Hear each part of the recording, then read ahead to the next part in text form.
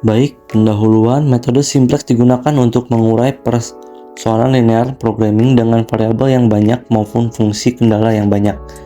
Metode simplex, suatu metode matematis yang dimulai dari suatu pemecahan variabel lainnya dan dilakukan secara berulang-ulang sehingga akan diperoleh solusi yang optimal. Contoh kasus, diketahui fungsi pendapatan perusahaan adalah Z8X1 tambah 6X2 dengan fungsi kendala 4X1 tambah 2X2 kecil dari 60, 2X1 tambah 4X2 kecil dari 48, di mana X1, X2 besar dari 0. Tentukan jumlah X1 dan X2 yang optimal dengan metode SIM. Metode simplex tahap 1. Ubah fungsi tujuan menjadi fungsi implis. Semua fungsi kendala diubah menjadi persamaan dan tambahan select variabel. Select variabel, variabel tambahan yang mewakili kapasitas yang merupakan batasan. Jumlah select variabel sama dengan jumlah fungsi kendala. Nilai sebelah kanan, semua kendala tidak boleh negatif. Fungsi tujuan, Z sama dengan 8X1 sama dengan 6X2 diubah menjadi Z negatif 8X1 negatif 6X2 sama dengan 0. Fungsi kendala diubah menjadi kesamaan dan ditambah dengan variabel select. 4X1 tambah 2X2 tambah S1 sama dengan 60, 2X1 tambah 4X2 tambah S2 sama dengan 48. Lalu kita akan menyusun persamaan-persamaan tadi ke dalam tabel simplex, di mana ada beberapa hal yang harus kita ketahui dalam tabel simplex. Pertama ada yang disebutkan dengan NK atau nilai kanan, yaitu nilai di sebelah tanda sama dengan. Yang kedua ada variabel dasar atau PD, variabel yang nilainya koefisien terletak di sisi kiri persamaan. Oke, agar lebih paham, barangkali ini ada tabel simplex yang sudah kita susun.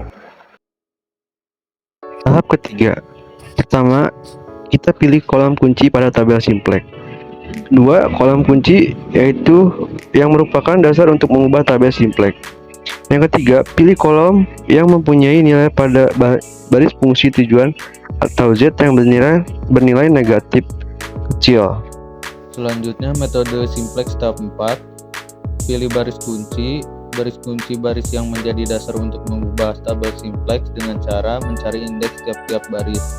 Lalu indeks tiap baris, indeks baris sama dengan nilai kanan atau NK dibagi nilai kolom kunci.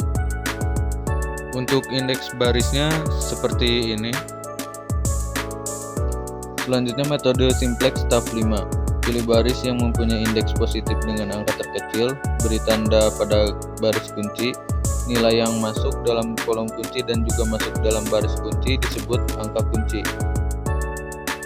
Selanjutnya adalah metode simplex tahap 6, yaitu mengubah nilai-nilai baris kunci.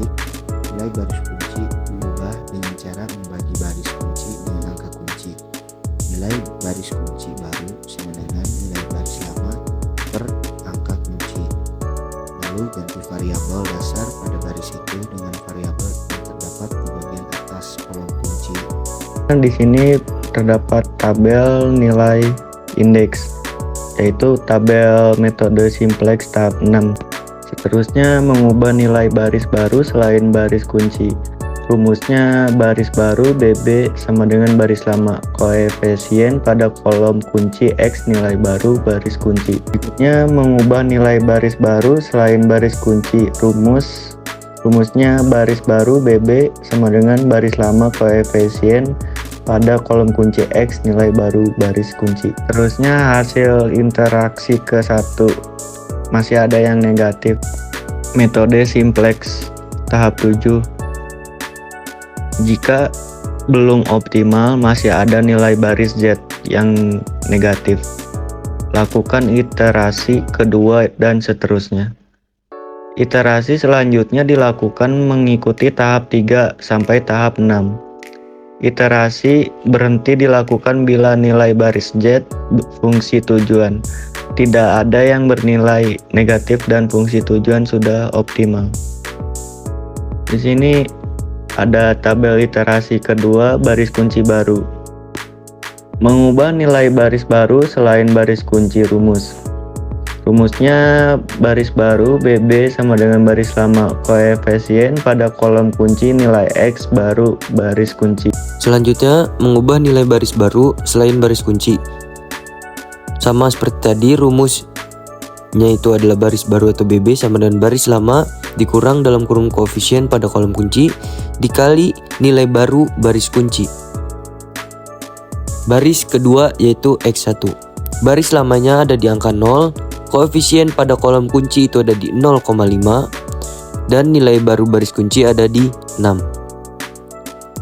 Selanjutnya sama seperti tadi cara mengerjakannya, BBZ sama dengan 15 dikurang dalam kurung 0,5 dikali 6 sama dengan BBZ sama dengan 12. Dan nilai baris baru X1 itu ada 0, 1, 0, 7/12, minus 1/6, dan 12. Selanjutnya di sini ada tabel indeks hasil dari iterasi kedua yang awalnya variabel dasar Z itu 1, 0, minus 2, 2, 0, dan 120 kini menjadi 1, 0, 0, 5/3, 2/3, dan 132.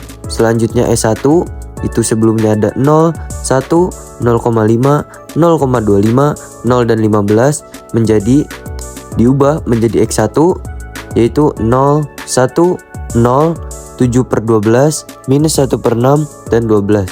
Selanjutnya yang terakhir S2 yaitu sebelum di hasilnya itu 0, 0, 3, minus 0,5, 1, dan 16.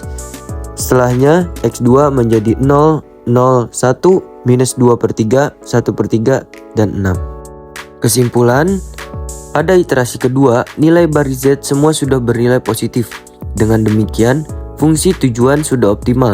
Nilai Z yang optimal adalah 132 dengan jumlah X1 sebanyak 12 dan X2 sebanyak 6. Z sama dengan 8X1 ditambah 6X2. Z sama dengan dalam kurung 8X12, 8 dikali 12 ditambah dalam kurung 6 dikali 6 sama dengan Z sama dengan 96 ditambah 36 dan hasilnya 132.